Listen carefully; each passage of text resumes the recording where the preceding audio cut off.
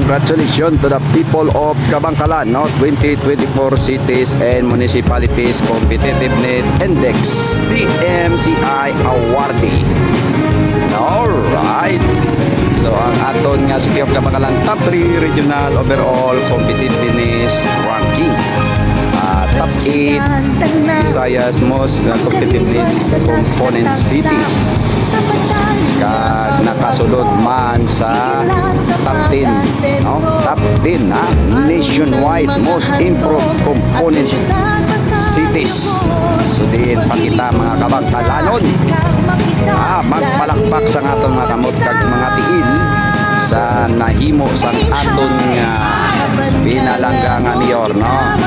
Angel Miranda. Alright. So sana bala guys, no? Nakalabot kag nakapasara ang City of Kabangkalan sa